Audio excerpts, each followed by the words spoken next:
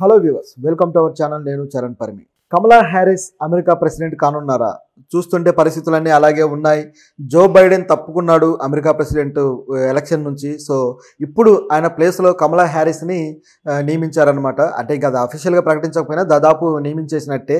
So ఇప్పుడు కమలా Harris Trump మధ్య war జరగబోతుంది. సో వీళ్ళ వార్లో కమలా హ్యారిస్కే ఎక్కువ మార్కులు పడుతున్నాయి, ఎక్కువ అవకాశాలు ఉన్నాయి అనేది ప్రస్తుతానికి కొన్ని సర్వేల్లో తేలింది. సో అసలు ఎందుకు జో బైడెన్ తప్పుకోవాల్సి వచ్చింది, దీని వెనక జరిగిన రాజకీయం ఏంటి అనేది చూద్దాం. అలాగే కమలా హ్యారిస్కి ఎంతవరకు అవకాశాలు ఉన్నాయి అనేది కూడా చూద్దాం. ఇప్పుడు జో బైడెన్ తప్పుకోవాల్సిన పరిస్థితి గమనిస్తే, ఇప్పుడు గత కొద్ది రోజుల నుంచి కూడా ఆయన ఎలక్షన్ క్యాంపెయిన్లో చాలా యాక్టివ్గా పాల్గొన్నాడు. ఎన్నో స్పీచ్ల్లో కూడా ఇప్పుడు అక్కడ ఇద్దరు నాయకులు ఒకే వేదిక మీద ఒకరి తర్వాత ఒకరు డిబేట్ ఉంటుంది. సో ఆ డిబేట్లో కూడా ట్రంప్ అలాగే బైడెన్ కూడా పాల్గొన్నారు. ఆ స్పీచ్లో మొదటిసారి బైడెన్కి ఒక దెబ్బ తగిలింది. ఏంటంటే ఆ స్పీచ్లో ఆయన ట్రంప్ క్వశ్చన్స్కి సరిగ్గా సమాధానాలు ఇవ్వలేకపోయాడు, తడబడ్డాడు. ఈ తడబడటంతో ఒక్కసారిగా అమెరికన్ యువత, ముఖ్యంగా ఈ డెమోక్రాటిక్ పార్టీ వాళ్ళ పరిస్థితి శ్రేణులకి ఒకసారిగా దిమ్మ తిరిగిపోయింది. ఏంటినా అని చెప్పేసి షాక్ అయ్యారు. సో దాంతోపాటు ఆ తర్వాత జరుగుతున్న స్పీచ్లు కావచ్చు, మీటింగుల్లో కూడా ఒక్కొక్కటిగా ఈ బైడెన్ తడబాటు ఇదంతా కనిపిస్తూ వచ్చింది. బైడెన్ దాదాపు 82 సంవత్సరాల వయసు. సో అంత వయసు ఉన్న ఆయన రాజకీయాల్లో ఇప్పుడు నేను మళ్ళీ ప్రెసిడెంట్ అవుతానంటున్నాడు. ప్రెసిడెంట్ అయితే మళ్ళీ ఆయన దిగిపోయేసరికి మళ్ళీ దాదాపు 86 ఏళ్ల వయసు వచ్చేస్తుంది. సో ఇది పరిస్థితి. మరి ఆయన అంత వయసులో ఆయన ఇప్పటికే మెమరీ కొంచెం తగ్గిందని చెప్పేసి వార్తలు ఉన్నాయి. కాస్త మానసికంగా అంత స్ట్రాంగ్గా లేడు, అలాగే శారీరకంగా కూడా చూస్తూనే ఉన్నాం స్ట్రాంగ్గా లేడు. సో ఈయన ఏం డెసిషన్లు తీసుకుంటాడు అంటూ ప్రతిపక్షాల నుంచి విపరీతమైన వ్యాఖ్యలు వచ్చాయి. ఒక ట్రంప్ అయితే మామూలుడు కాదు కదా, ఆయన నోటికి అదుపు ఉండదు. సో ఒక రకంగా దుమ్మెత్తిపోశాడు. ఇంత చేసిన తర్వాత ఇక అయినా సరే వెనక్కి తగ్గలేదు, నేను పోటీ చేస్తున్నాను, నేను నిలబడుతున్నాను అంటూనే ఆయన పోటీలో ఉన్నాడు. ఈ టైంలో అనేక సర్వేలు జరిగాయి. ఈ సర్వేలలో అంతా కూడా ట్రంప్కే మద్దతుగా కనిపిస్తూ వచ్చింది. ఈ సర్వేల్లో ప్రజలు కూడా మాకు ట్రంపే కావాలని చెప్పేసి ట్రంప్కి మొగ్గు చూపారనమాట. సో దాంతో ఇక ఈ పార్టీ వెనకడుగులో పడిపోయింది. సో బైడెన్ ఓడిపోతాడు అన్న వాదన బయలుదేరింది. సో ఈ వాదన రోజు రోజుకి కొద్దిగా పెద్దదవుతూ వచ్చింది. దీంతోపాటు ట్రంప్ మీద ఎప్పుడైతే ఆ కాల్పులు జరిగాయో, ఆయన చావు నుంచి తప్పించుకున్నాడో ఒక్కసారిగా ఆయనకు సానుభూతి పెరిగింది. దాంతో ఇంకా ప్రజల్లో ఆయన సానుభూతి వల్ల ఆ సర్వేల్లో కూడా విపరీతంగా ఆయన గ్రాఫ్ పెరిగిపోయి ఇక ఖచ్చితంగా ట్రంపే వస్తాడు అన్న పరిస్థితి కనిపిస్తూ వచ్చింది. సో ఇది ఇక వేరే క్వశ్చనే లేకుండా పోయిందనమాట. సో బైడెన్ గ్రాఫ్ పూర్తిగా పడిపోయినట్టయింది. దీంతోపాటు మరికొన్ని మీటింగ్స్లో కూడా ఒక సభలో అయితే ఒక మహిళ షేక్ హ్యాండ్ ఇవ్వడానికి వస్తే ఆవిడ షేక్ హ్యాండ్ మర్చిపోయి ఆవిడ దగ్గరకు వెళ్ళిపోయాడు అనమాట. చూస్తూ ఉంటే ఆయనకి ఇవ్వడం ముద్దు పెట్టేస్తాడేమో అనే భయం కలిగించింది. అయితే వెంటనే ఈ బైడెన్ వైఫ్ వెంటనే తేరుకొని ఆయన ఆపి ఏం చేస్తున్నారు అంటూ ఆయన కొద్దిగా ఆపడము, మందలించడం జరిగింది. సో ఆయన కంట్రోల్ అయ్యాడు. ఇది సిచ్యుయేషన్. అంటే ఆయనకి ఇది తెలిసి చేస్తున్నాడా, తెలియక జరుగుతుందా అనే క్వశ్చన్ ఏర్పడుతుంది అనమాట.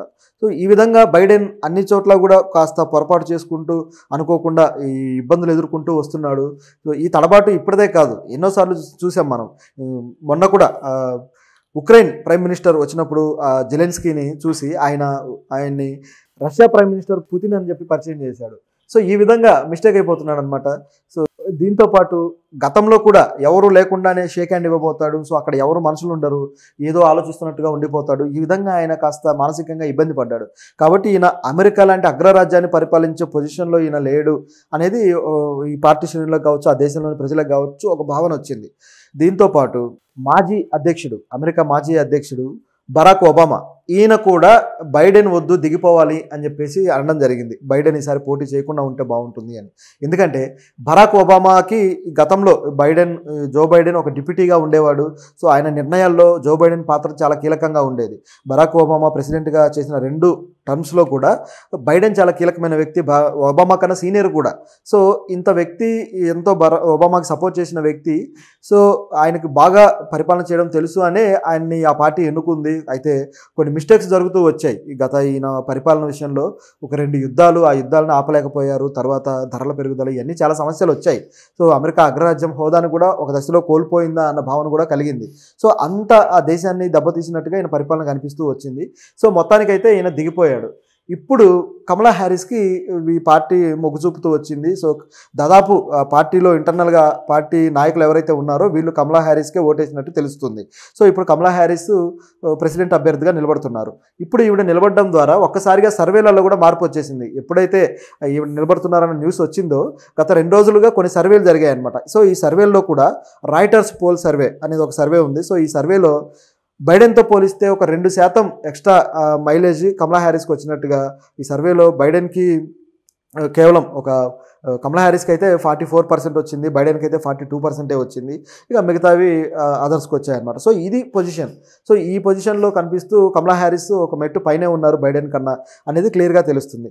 దాంతోపాటు మరొక సర్వే నేషనల్ ప్రెసిడెన్షియల్ పోల్, ఈ పోల్లో కూడా కమలా హ్యారిస్కే ఎక్కువ మార్కులు పడ్డాయి, ఎక్కువ కమలా హ్యారిస్కే వస్తున్నట్టుగా ప్రజలు మొగ్గు చూపారు. ఇది పరిస్థితి. సో ఇట్లా దాదాపు 5-6 సర్వేల్లో కమలా హ్యారిస్నే ప్రజలు ఎన్నుకోవడానికి ఇష్టపడ్డారు. 1-2 సర్వేల్లో మాత్రం కాస్త స్వల్ప తేడా అయితే కనిపిస్తూ వచ్చింది. అయితే గతంలో ట్రంప్కి విపరీతంగా మైలేజ్ ఉంది కాబట్టి, విపరీతంగా సర్వేల్లో ఆయనకు పాజిటివిటీ వచ్చింది కాబట్టి ఒక్కసారిగా ఇది టర్న్ అయిపోవడం అనేది ఆశ్చర్యకరమే. నిజానికి ట్రంప్ ఆ పొజిషన్లో ఉండి ఆయన ఆ స్థాయిలో ఎప్పుడైతే ఆ సింపతి క్రియేట్ చేసుకున్నాడో ఇవన్నీ జరిగిన తర్వాత కమలా హ్యారిస్ పైగా ఆమె మీద కొంత ఆమె పూర్తి స్థాయి అమెరికన్ ఆరిజిన్ కాదు అని చెప్పేసి, అట్లాగే ఒక జాతి వివక్ష ఫీలింగు ఇలాంటివన్నీ ఉండే ఛాన్స్ కూడా ఉంది అమెరికాలో. ఇలాంటి పొజిషన్లో ఆమె మీద ఇంత మద్దతు తెలపడం అనేది ఆశ్చర్యం. ఒకవేళ కమలా హ్యారిస్ కానీ వస్తే మొట్టమొదటిసారిగా అమెరికాకి ప్రెసిడెంట్గా ఎన్నికైన మహిళ అవుతారు. సో ఇది గొప్ప అవకాశం. సో ఈ అవకాశాన్ని మరి ఆవిడ ఎలా ఉపయోగించుకుంటారో చూడాలి. అయితే మరి కమలా హ్యారిస్ పూర్తి స్థాయిలో ఆమెనే తీసుకొచ్చే అవకాశం ఉందా, లేకపోతే మళ్ళీ ఈలోపు ఏమన్నా గేమ్ చేంజ్ అవుతుందా అనే డౌట్ కూడా రావచ్చు. ఆ గేమ్ చేంజ్ అయ్యే అవకాశం కూడా లేకపోలేదు. ఎందుకంటే బరాక్ ఒబామా ఇప్పటిదాకా పార్టీ కోసమో లేకపోతే దేశం కోసమో ఆయన బైడెన్ని దిగిపోమన్నాడు అని చెప్పేసి అందరూ అనుకుంటున్నారు. కానీ ఇందులో ఒక మతలబు కూడా దాగి ఉందని వార్తలు వస్తున్నాయి.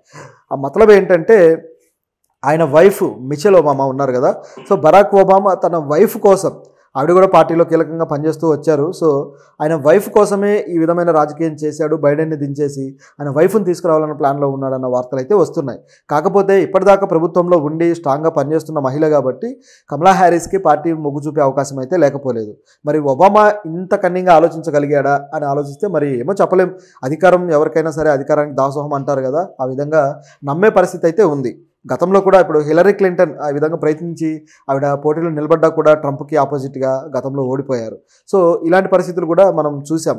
సో ఒకవేళ కానీ వస్తే మొట్టమొదటిసారి ఒక రెండు విషయాల్లో కూడా మొట్టమొదటిసారి ఒక మహిళ వచ్చినట్టుగా అవుతుంది, అలాగే మొట్టమొదటిసారి ఒక నీగ్రో నల్లజాతీయురాలు వచ్చినట్టు కూడా అవుతుంది. ఎందుకంటే ఆవిడ నల్లజాతి కుటుంబం నుంచే వచ్చారు, అలాగే ఆవిడ మదర్ మన ఇండియన్ అయినా ఫాదర్ మాత్రం పూర్తి అమెరికన్ కాదు. సో ఆయన కూడా వేరే ఆఫ్రికన్ కంట్రీ నుంచి వచ్చిన వ్యక్తి. సో ఈ పరిస్థితుల్లో చూస్తే ఆవిడకు ఉన్న పాజిటివిటీ ఇది. అయితే ఇవి ఆల్రెడీ ఈ ట్రంప్ పార్టీ శ్రేణులు ముందే కొన్ని హెచ్చరికలు కూడా జారీ చేశారు. అదేంటంటే ఈ పార్టీ శ్రేణులు ఎవరైనా సరే కమలా హ్యారిస్ని జాతి వివక్ష వ్యాఖ్యలు చేయొద్దు, ఆమె మీద అలా చేస్తే మనకు అది వ్యతిరేకత క్రియేట్ చేసే అవకాశం ఉంది, అలాగే లింగ వివక్ష వ్యాఖ్యలు కూడా చేయొద్దు, ఒక మహిళ ఏం పరిపాలిస్తుంది అన్నట్టుగా మాట్లాడొద్దు అని చెప్పేసి ఆమె పార్టీ శ్రేణులకు వాళ్ళు ముందే హెచ్చరికలు జారీ చేశారు. పొరపాటున ఇప్పుడు ట్రంప్ నోరు ఊరుకోదు, పొరపాటున అన్నాడంటే మాత్రం మొత్తానికి రివర్స్ అయ్యే ప్రమాదాలు లేకపోలేదు. పార్టీలో మిగతా అందరూ కంట్రోల్లో ఉంటారు కానీ ట్రంప్ కంట్రోల్లో ఉన్నాడు, అదే ఇక్కడ సమస్య. సో ఒకవేళ కమలా హ్యారిస్ గెలిస్తే మాత్రం ఒక భారతదేశానికి కూడా అది చక్కటి మంచి అవకాశం అవుతుంది. ఎందుకంటే భారతీయ సంతతి మహిళ ఇప్పుడు బ్రిటన్లో చూసుకుంటే భారతీయ సంతతి వ్యక్తి పరిపాలించాడు, అట్లాగే అమెరికాను కూడా భారతీయ సంతతి వ్యక్తి పరిపాలించే అవకాశం అంటే అది నిజంగా మనం గర్వపడాల్సిన అంశమే.